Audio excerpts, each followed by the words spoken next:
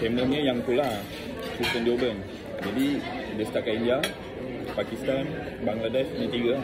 Sebab dulu benua India, dia ada 1. Lepas ni dia pecah 3.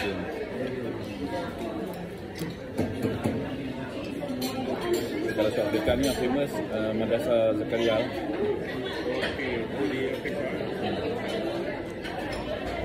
Tanya ChatGPT kan. Nah.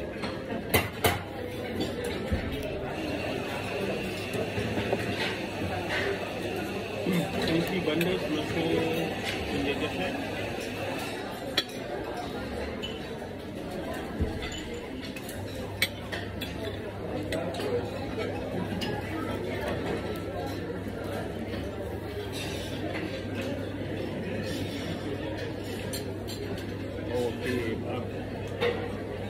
Salah satu sebab dia di Cape Town ni masih ramai orang Eropah yang tinggal. Itu pasal kita nampak yang malam bawa kita pergi ke mana? yang Wales. Kan semua Saleh kan yang bekerja jaga ke. Dia kata Cape Town mulanya hanya stesen untuk kapal Belanda singgah.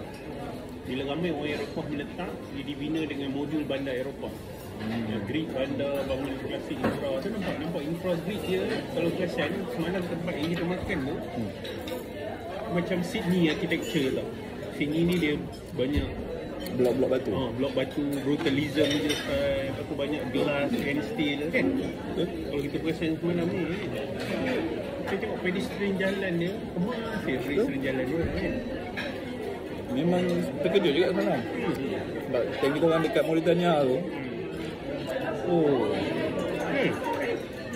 macam Malaysia zaman perang lah. Yang mana? Mauritania, Morocco. Itu bila dia dengar Afrika, walaupun South Afrika, mesti sama. Terkejut lah. Tengok tangkap lain. Pergi Mauritania tu berapa lama? 3 bulan. 3 bulan? Hujung-hujung kita pergi. 1000 kilometer. Semasa berdakwah tu, terutama di luar kan, itu cabaran yang paling besar. Dan salah satunya bahasa. Sebab tu kadang ada setengah tempat yang dihantar ikut sesuai yang bahasa lah. Contoh macam negara